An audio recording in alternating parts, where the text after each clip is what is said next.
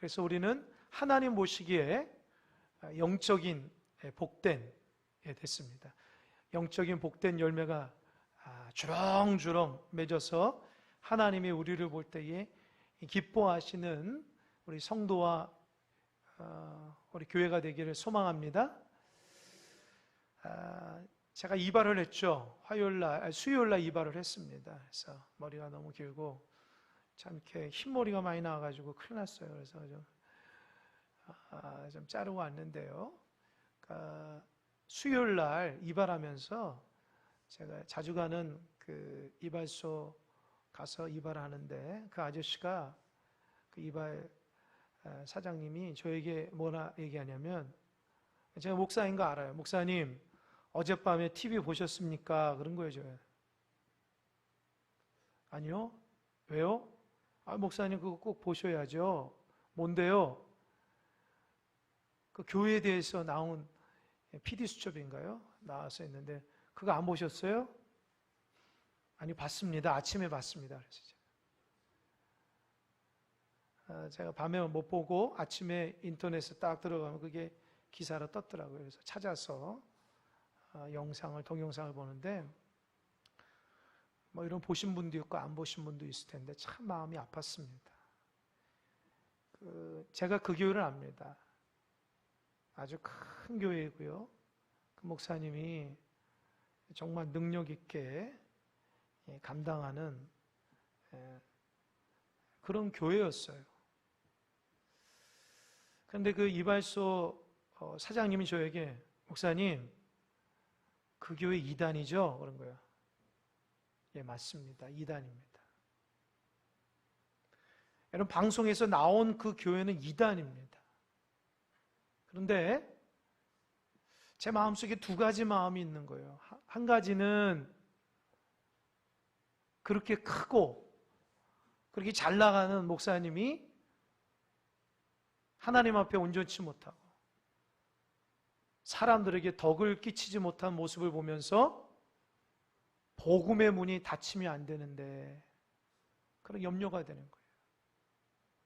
물론 신앙생활 잘 하시거나 이 중심이 있으신 분들은 그건 이단이라는 것을 알면 중심이 흔들리지 않을 거예요.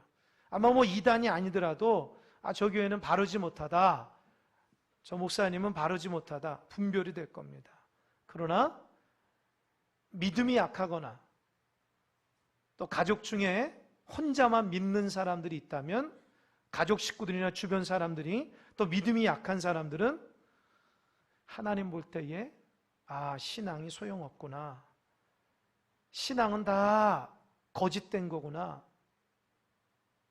그렇게 판단할까 봐 굉장히 마음속에 두렵습니다.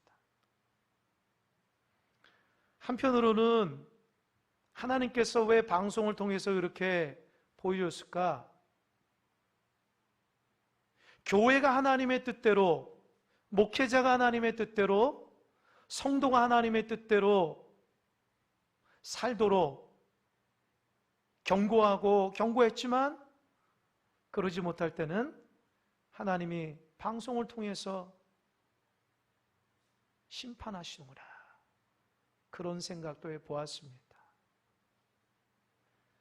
이발을 하면서 마음이 착잡했는데 그 이발소 사장님 아내 되시는 분도 같이 이렇게 이발에서 일하시는데 그 아내 되시는 분이 저한테 그래요. 목사님, 본인은 교회를 다니지 않지만 그 교회 성도들이 너무 안타깝고 불쌍해요. 그 얘기를 저에게 해주시는 거예요. 그래서 제가 그랬죠. 맞아요. 불쌍하죠.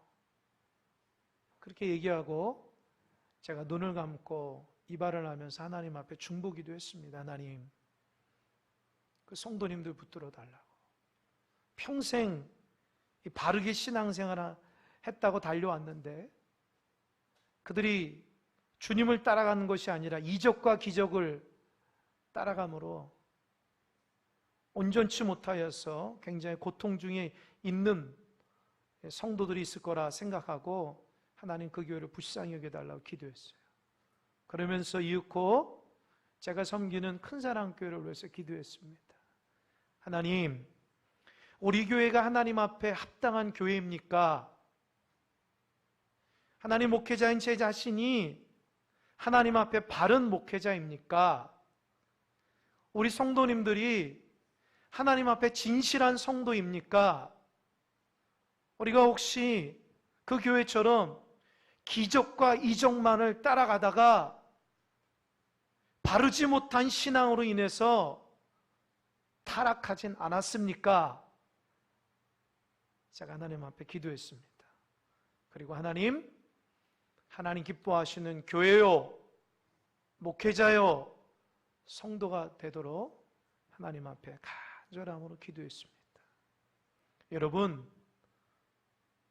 신앙이 올바라야 됩니다. 진실해야 됩니다. 하나님 앞에 인정받고 세상 사람에게도 인정받는 신앙이 되어야 됩니다. 내가 갖고 있는 신앙이 신앙인지 신앙인지도 아닌지 세상의 가치관과 세상의 판단 가운데 살아가는 신앙인이라면 우리도 언젠가 하나님이 경고했을 때에 무시하며 우리 뜻대로 그렇게 살아가다가 하나님 앞에 야단 맞을 수도 있다는 것입니다. 하나님이 우리에게 원하시는 것이 뭘까요? 하나님의 말씀대로 하나님 영광 돌리며 살아가는 신앙을 갖기 원하십니다. 우리가 화려하지 않더라도 이 중심 가운데 주님 사랑하는 마음은 진실해야 됩니다. 하나님 앞에 예배하는 모습은 오로지 하나님만 바라보며 예배드려야 됩니다. 하나님 말씀을 귀한 줄 알아서 그 말씀을 한 귀로 듣고 한 귀로 올리는 것이 아니라 하나님 말씀을 내 마음판에 새겨야 됩니다. 속도가 더디더라도 우리가 예수님 닮은 신앙인이 되어야 됩니다. 내 성격, 내 마음, 내 가치관, 내 욕심 따라 신앙생활하는 것이 아니라 신앙생활하면서 조금이라도 변화되고 조금이라도 주님의 은혜를 사모하면서 변화되는 신앙의 삶을 살아가야 되는 것입니다. 하나님이 우리를 향한 기대감이 있습니다. 하나님이 우리를 하나님 백성 만들어 주셨을 때에 우리가 하나님만 바라보며 살아가도록 하나님께서 우리의 기대감을 갖고 있습니다. 여러분이 갖고 있는 신앙 아주 소중한 것입니다. 마음을 다하여 하나님을 사랑하고 날마다 그분을 위해서 순종하며 기쁨으로 신앙생활한 여러분 되시길 바랍니다. 그래서 제가 말씀을 더 하나님 편에서 올바로 전해야 되겠다 다짐했습니다. 여러분이 듣기 좋은 말을 많이 할 수도 있습니다. 여러분이 정말 원하시는 말만 유쾌하고 재밌게 제가 얘기할 수 있습니다. 하지만 제 마음속에서는 하나님께서 원하시는 말씀이 무엇인가가 먼저 저에게는 기준입니다. 우리가 하나님 앞에 온전치 못할 때는 회개의 말씀을 전해야 됩니다. 낭망하고 넘어지고 쓰러진 자 있으면 주님의 위로의 말씀을 전해야 되는 것입니다. 우리가 하나님 앞에 반듯하지 못하면 반듯하라고 때로는 교훈의 말씀도 전해야 되는 것입니다. 하나님께서 우리를 붙드시고 인도하신다고 하는 그 하나님의 메시지를 부족한 종은 전해야 되는 것입니다. 그래서 오늘도 여러분 말씀을 통해서 하나님의 뜻을 먼저 깨닫는 여러분 되시길 바랍니다. 내가 듣기 좋은 말만 아니라 하나님이 나에게 어떤 말씀을 하실지를 마음문을 열고 하나님 말씀하옵소서 주의 종이 듣겠나이다. 그런 자세로 하나님 말씀을 마음으로 듣는 여러분 되시길 바랍니다. 우리는 계속해서 사도행전의 말씀을 봅니다. 사도 바울이 이야기를 얘기하고 있죠. 사도 바울이 힘들고 어려워도 예루살렘을 향해서 고난 가운데서도 끝까지 달려갑니다. 표대가 있기 때문에 힘들고 어려워도 넘어지지 않습니다. 넘어진다 해도 일어납니다. 손을 털고 무릎을 털고 다시금 나아갑니다. 여러분, 그것이 신앙의 삶입니다. 목적이 분명하면 그것이 가치 있는 일이라면 우리는 목숨을 걸 수 있습니다. 사도 바울은 예루살렘에 왜 갈까요? 예루살렘 교회가 어려움 당하기 때문입니다. 예루살렘 교회가 모교회지만 가뭄으로 인해서 예루살렘 성도들이 너무 고통스럽고 힘드니까 사도 바울이 그걸 알고 이방 지역을 다니면서 교회를 세우고 또 교회를 방문하면서 예루살렘 모교회가 너무나 어려움을 당했으니 우리가 예루살렘 교회를 사랑하는 마음으로 돕자. 그래서 구제연금을 말씀드려서 이 구제연금을 다 걷어가지고 예루살렘에 전달하기 위해서 갑니다. 또 한 가지는 하나님께서 사도 바울을 변화시켜 주셔서 이방인의 사도로 가는 곳마다 많은 사람들에게 복음을 전하고 교회를 세웠을 때에 성령의 강력한 역사가 있음을 알고 유대의 관점에서 자기들만 구원이 있다고 하는 유대인들에게 하나님께서 이방인들에게도 하나님의 역사가 이렇게 강력하게 있으니 우리가 이방인들을 향한 복음을 포기하거나 늦춰서는 안 된다고 말하기 위해서 예루살렘에 간 것입니다. 오늘 본문의 말씀은 23절에서 26절까지 읽었지만 사실은 17절부터의 내용을 제가 말씀드리려고 합니다. 17절에 보면 드디어 사도 바울이 예루살렘에 도착합니다. 힘들고 어려웠는데 결국에는 하나님 앞에 달려갈 길을 마친 거예요. 하나님은 은혜 가운데 예루살렘에 도착했어요. 하루를 쉬고 그 다음날 누구를 만나냐? 예루살렘 교회의 지도자인 야고보와 야고보를 돕고 그래서 교회를 다스리시는 지도자인 장로들에게 찾아뵀어요. 그들을 만나서 사랑하는 마음으로 허그를 합니다. 너무 반갑다고 주의 사랑 가운데 교제합니다. 그리고 사도 바울이 첫 마디가 뭔지 아십니까? 하나님이 나를 통해서 이방 가운데 복음을 전함으로 풍성한 열매를 맺게 해주셨습니다. 이거를 첫 번째로 전하는 거예요. 굉장히 평범한 말 같지만 저는 말씀을 읽으면서 제 마음속에 사도 바울이 참 하나님 앞에 귀하게 쓰임받는 원리를 한 가지 깨달았어요. 뭐냐? 사도 바울은 내가 이방인의 사도가 돼서 열심히 복음을 전해서 가는 곳마다 수많은 사람을 변화시키고 교회를 세웠다라고 얘기하지 않고 하나님이 나를 통해서 이방 땅에 교회를 세우고 수많은 사람들에게 복음을 전했다고 얘기하고 있어요. 사도 바울은 겸손한 사람이었습니다. 우리가 사도 바울이 향한 성경의 말씀 보면 얼마나 목숨 바쳐 복음을 열정적으로 전하는지 모릅니다. 그러나 사도 바울 마음속에는 자기가 했다고 고백하지 않습니다. 하나님이 하셨다는 겁니다. 나는 도구에 불과하다는 겁니다. 나는 아무것도 아닌데 하나님 나를 선택해서 이방의 귀한 복음의 사역자로서 나를 세워 주셨다는 것입니다. 우리는 은연중에 내가 수고하고 열심히 한 거 있으면 내가 했다 그렇게 말하기도 하고 그렇게 말하고 싶은 유혹도 있습니다. 사람인지라 내가 땀 흘려서 내가 수고하고 내가 노력해서 사람에게 보이기 위한 것은 아니지만 이 마음속 깊은 곳에서 내가 이렇게 했다고 얘기하고 싶은 마음들이 있어요. 그러나 사도 바울은 그런 유혹들을 다 끊고 공식적인 자리에서 하나님이 나를 통해서 하나님이 하셨다고 말씀하고 있습니다. 여러분 하는 것 모든 것은 하나님이 하셨다고 고백하시길 바랍니다. 내가 한 게 없습니다. 하나님이 하셨습니다. 자랑할 것도 없습니다. 내세울 것도 없습니다. 내가 이렇게 했다고 말할 것도 없습니다. 왜요? 하나님 나를 불러주셨기 때문입니다. 하나님 나를 믿는 자로 역사해 주셨기 때문입니다. 그래서 교회 모든 일꾼들과 성도들은 겸손하시기 바랍니다. 여러분을 통해서 주님이 드러나야 됩니다. 여러분을 통해서 하나님의 역사가 드러나야 됩니다. 그렇게 겸손할 때에 하나님은 그 사람을 강하게 쓰십니다.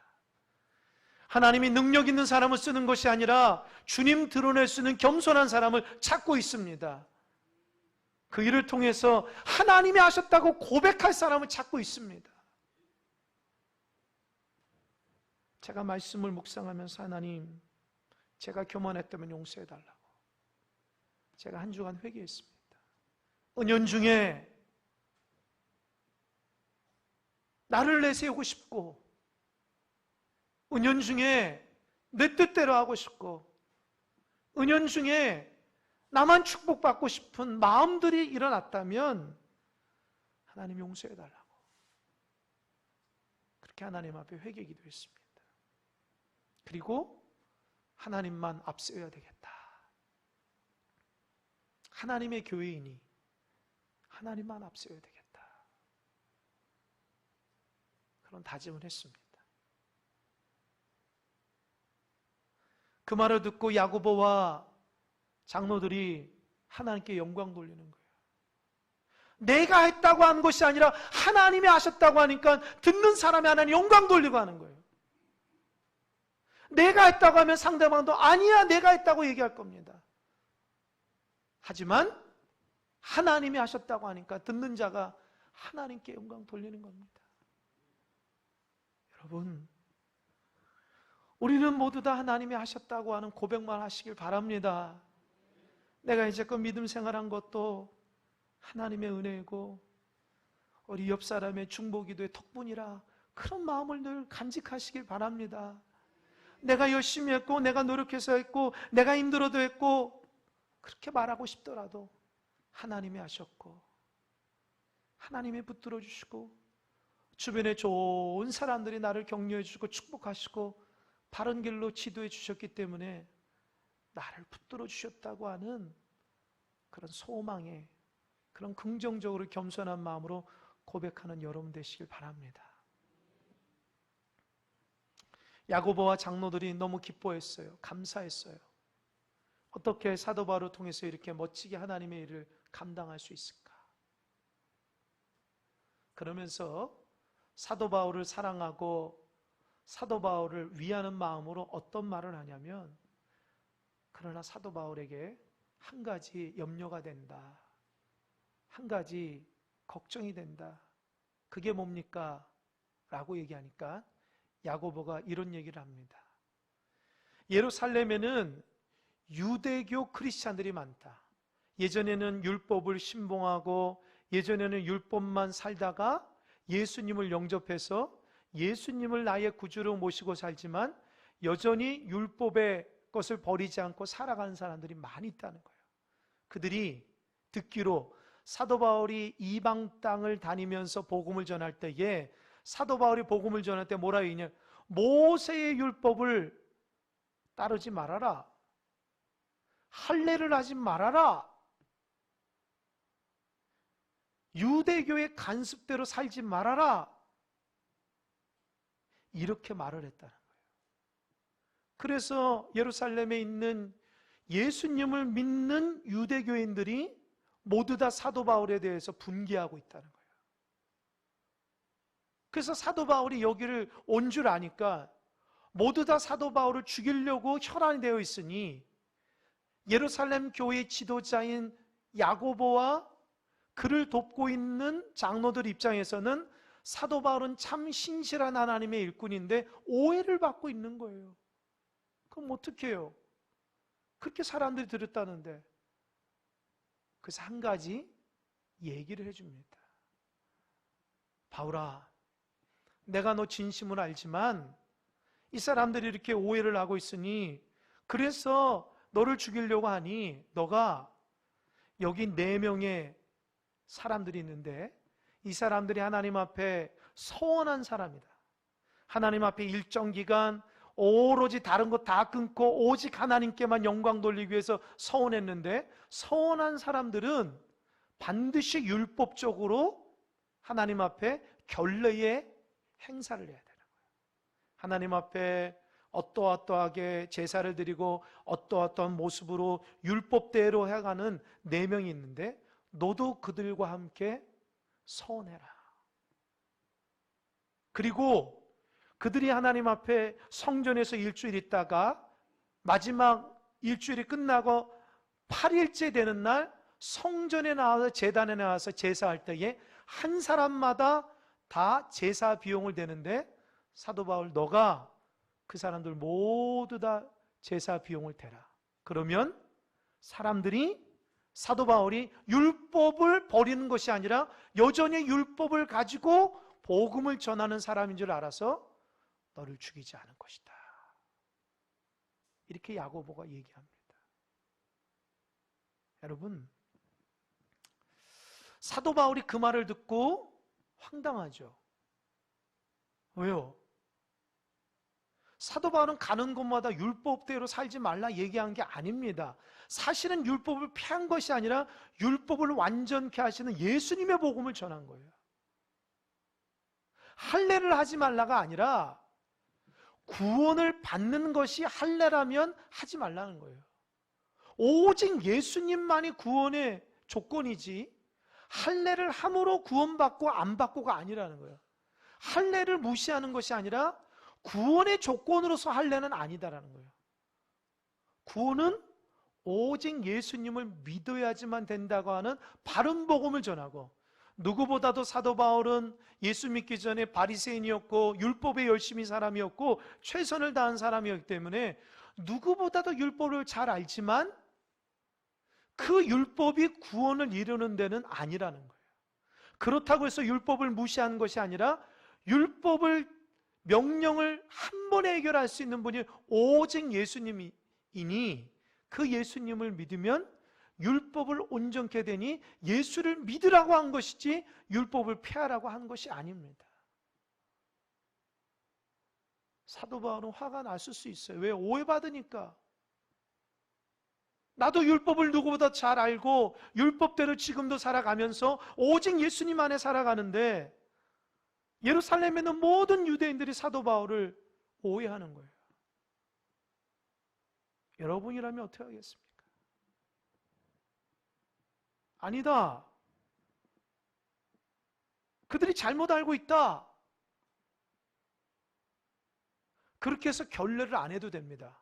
내가 하나님 앞에 이미 헌신한 사람이고 서원한 사람인데 왜 내가 저 사람들한테 같이 서원을 해야 되냐? 나는 이미 예전에 서원을 했고 이미 예수 그리스도 안에서 변화된 사람인데 내가 왜 굳이 또 해야 되냐? 이렇게 말할 수도 있어요. 내가 왜 저 사람들에게 결례의 비용을 내가 다 대야 돼? 그렇게 얘기할 수도 있어요. 그러나 사도 바울은 야고보와 예루살렘 교회 장로들의 말을 듣고 그대로 순종합니다. 그대로 서원을 따라서 결례를 하고 그들의 비용을 다 대주고 8일째 되는 날 머리를 깎고 사람들 앞에 씁니다. 제가 말씀을 읽으면서 묵상, 도대체 사도 바울이 왜 그랬을까? 아마도 이방 지역에서 사도 바울이 결례를 하고 서원을 하고 머리를 깎았다고 하면 여전히 또 오해받을 수 있어요. 옛날에는 예수님만 전했는데 지금 다시 한번 율법을 전하니 율법으로 돌아간 거냐? 그렇게 말할 수도 있어요. 그러나 사도 바울은 그래도 했습니다. 왜 그랬을까요? 사도 바울이 두려워서 사람들이 자기를 죽이려고 했기 때문에 요 부분만 모면하자 해가지고 결례 행사를 했을까요? 여러분 어떻게 생각하십니까? 사도 바울은 이미 예수님 믿고 죽음을 두려워하지 않는 사람이에요. 근데 왜 했을까요? 두 번째, 믿음이 좀 떨어졌을까요? 사도 바울이 위기 가운데 조금 믿음이 떨어져서 요것만 잘 넘어가자 해서 그렇게 했을까요? 아닙니다. 사도 바울은 여전히 주님에 대한 믿음은 확고부동합니다. 그런데 왜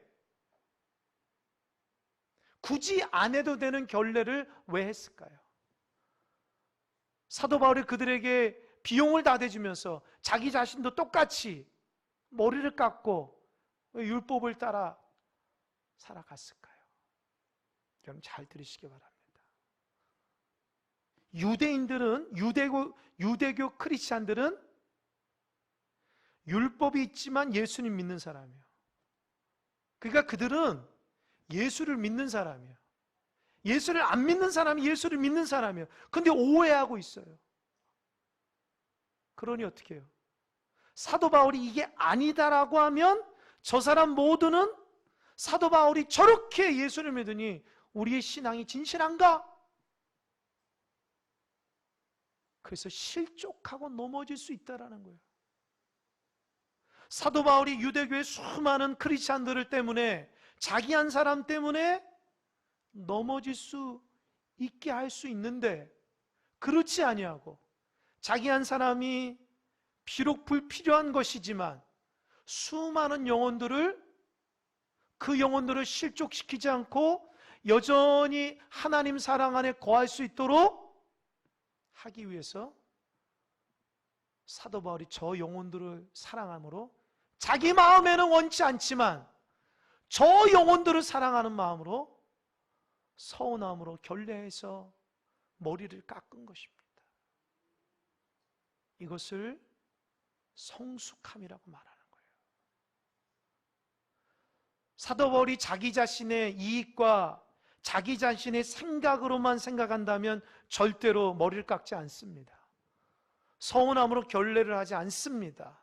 하지만 그 영혼들을 사랑하고 그 영혼들이 넘어지지 않고 그 영혼들이 여전히 주님 품에서 떠나가지 않고, 비록 하나님 보시기에 잘못된 율법을 갖고 있지만 그럼에도 예수를 믿기 때문에 그들이 언젠가는 깨닫고 하나님의 뜻을 알 것이라 여기면서, 그러나 당장은 그들의 믿음을 넘어뜨리지 않기 위해서 사도 바울이 희생하고 성숙함으로 그들을 사랑하는 마음으로 서운을 하고 머리를 깎은 것입니다.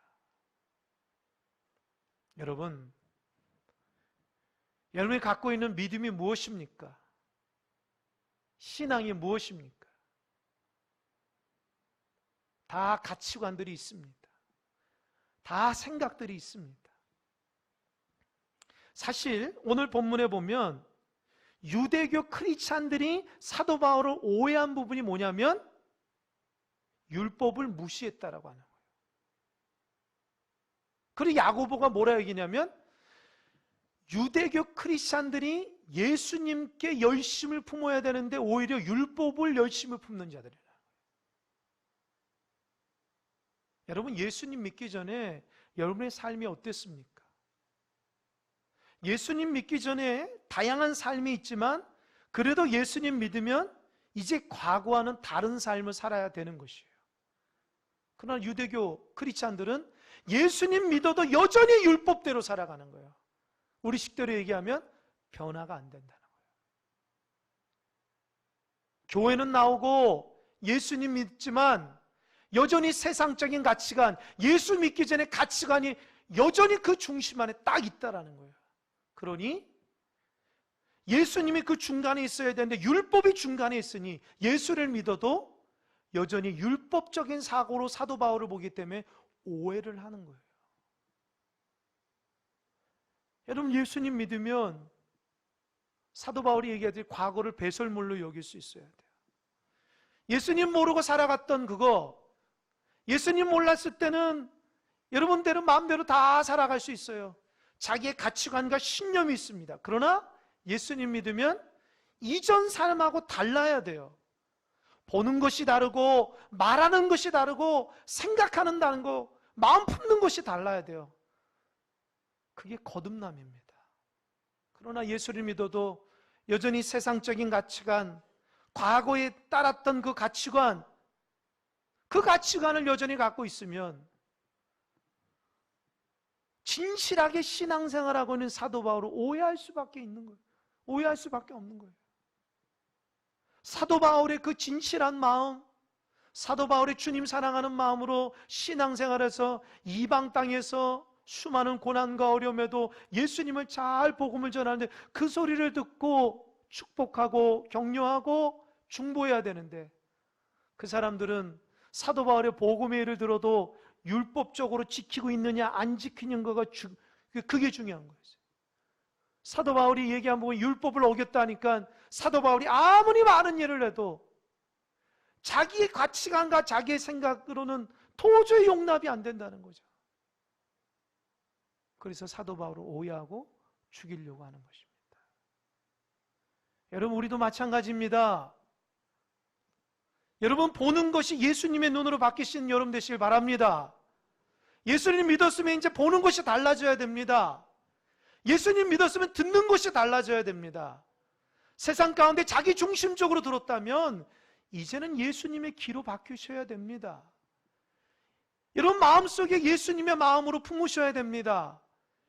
예수님 믿기 전에 여러분 마음으로 마음껏 판단하고 정죄하고 마음껏 사랑하고 마음껏 그렇게 살아갔다면 이제는 주님의 마음으로 품고 살아가는 것이 신앙의 삶입니다. 아멘. 여전히 우리가 교회를 다니면서도 여전히 주님이 나의 주인이라고 얘기하면서도 우리의 잘못된 과거를 못 놓고 있습니다. 그를 여전히 쥐면서 살아갑니다. 그러니 신앙이 반듯하지 못합니다. 하나님 중심으로 다니는 게 아니에요.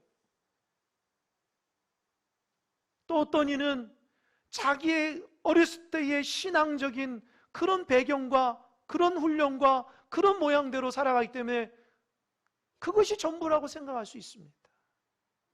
그러나 우리는요, 어떤 것이 옳고 그른지 간에 하나님이 내 삶의 주인이 되어야 되고 하나님을 사랑하고 이웃이 사랑하는 것이 성경의 핵심을 믿으시기 바랍니다.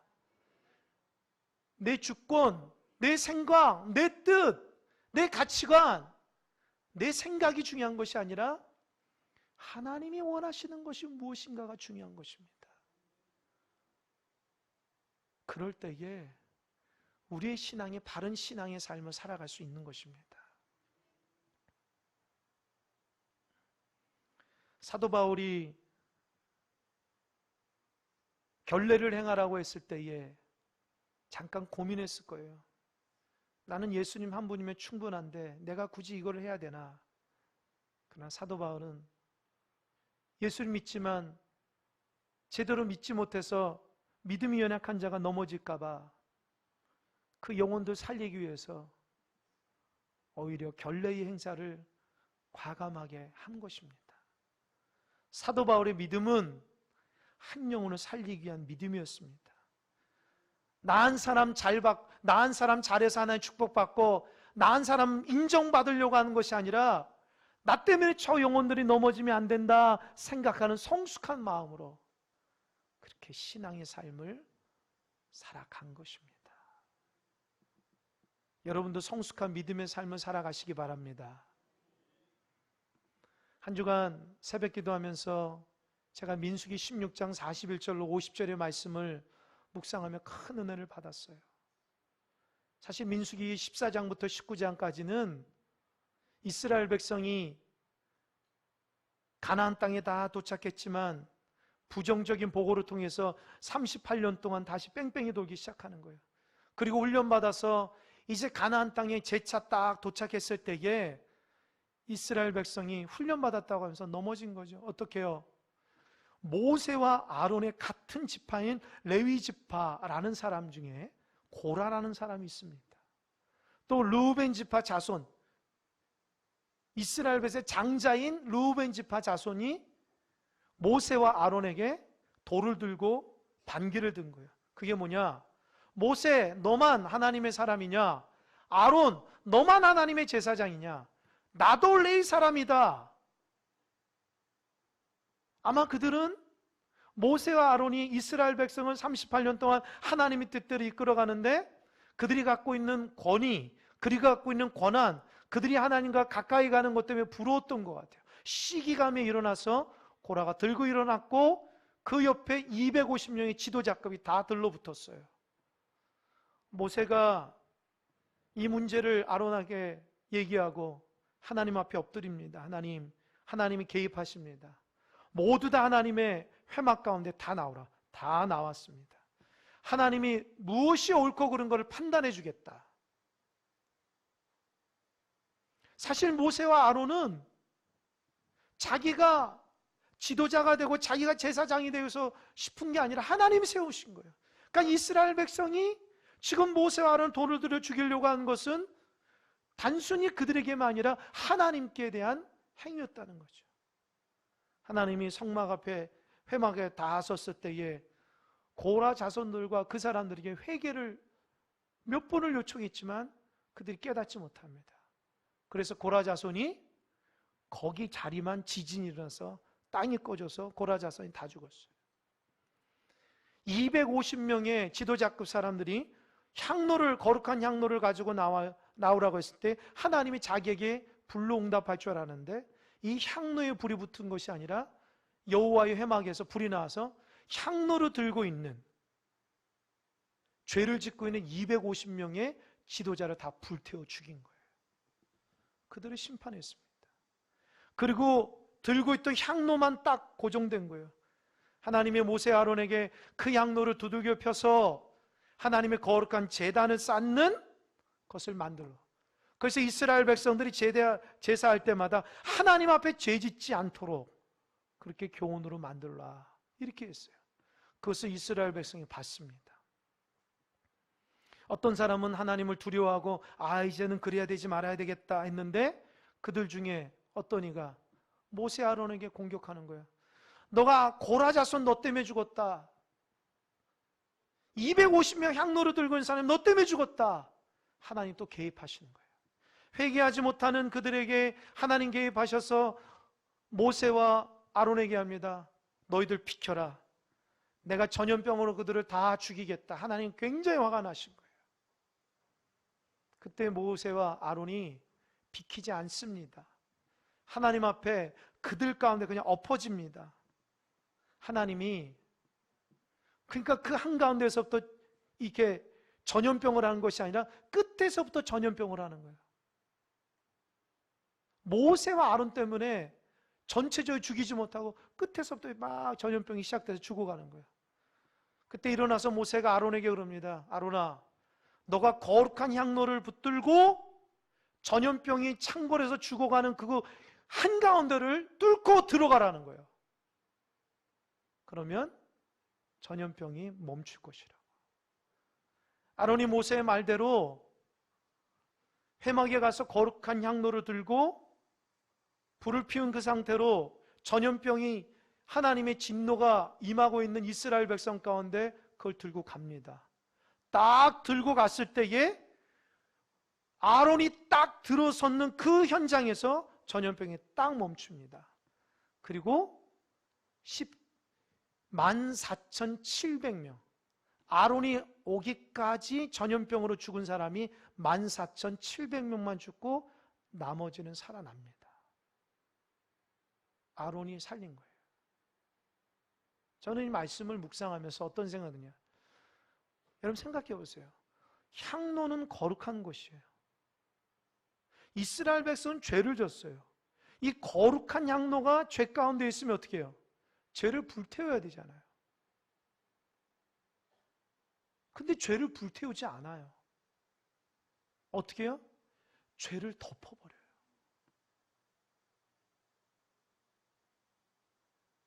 제 생각에는 거룩한 향로가 있으면 전염병은 더 많은 사람 죽일 것 같은데, 거룩하지 못한 죄인들을 더 많이 죽일 것 같은데 아닙니다. 죄를 짓는 사람을 덮어버려요. 뭘로 덮을까요? 그 거룩함이 백성들을 사랑하고 영혼을 사랑하는 마음으로 덮어버리는 거예요. 그러니까 그 향로는 심판의 향로가 아니라 사랑으로서 그 죄들을 끌어안는 사랑의 향로가 된 것입니다. 할렐루야. 사도 바울이 지금 오늘 본문에서 마찬가지예요. 하나님 보시기에 온전치 못한 결례를 하지 않아도 됩니다. 그런데 사도 바울은 그 영혼들을 사랑하는 마음으로 사랑으로서 덮은 거예요. 그래서 그 모든 사람을 살린 것입니다. 말씀을 맺겠습니다. 여러분들 모두 다 신앙적인 가치관이 있습니다. 자기마다 추구하는 신앙적인 모습들이 있습니다. 그러나 그것보다 더 중요한 것은 뭘까요? 한 영혼을 살리는 겁니다. 여러분 한 사람 때문에 죽어서는 안 됩니다. 여러분 한 사람 때문에 영혼이 살아나야 됩니다. 그것이 하나님이 우리를 택한 이유입니다. 여러분 때문에 믿지 않는 가족 식구들이 살아나야 됩니다. 여러분 때문에 믿음이 연약한 구역 식구들이 살아나야 됩니다. 여러분 때문에 멀리 떠난 선교의 식구들이 돌아올 수 있도록 살아나야 되는 것입니다. 여러분 때문에 믿지 못해서 세상 가운데 방황하며 살아가는 교회 밖의 사람들이 살아나야 되는 것입니다. 여러분 혼자 잘났다고, 여러분 혼자 믿는다고, 나는 축복받는다고 교만하지 마시고 오히려 성숙한 믿음을 가지고 죄의 현장 가운데 주의 사랑으로 돕는 귀한 사역을 감당하는 여러분 되시길 바랍니다. 아멘. 이 시간 기도하겠습니다. 하나님 앞에 기도할 텐데 이 말씀을 비추어서 반성해 봤으면 좋겠습니다. 하나님, 나는 예수를 믿는다고 하면서 내 주장, 내 가치관, 내 생각만 얘기하고 나만 옳다 여기는 자가 아니었습니까? 나한 사람 때문에 연약한 사람을 살려야 되는데 오히려 나한 사람의 가치관 때문에 연약한 사람을 죽이지 않았습니까? 그것이 바르다고 생각하진 않았습니까, 하나님? 주님 용서하시고 믿음이 약하고 믿음이 없는 자들을 내가 갖고 있는 신앙으로 감싸고 사랑하고 죄를 덮는 하나님의 사랑이 충만한 종 되게 해달라고 이 시간 하나님 앞에 2, 3분 간절한 마음으로 솔직하게 하나님 앞에 기도하며 나아가겠습니다.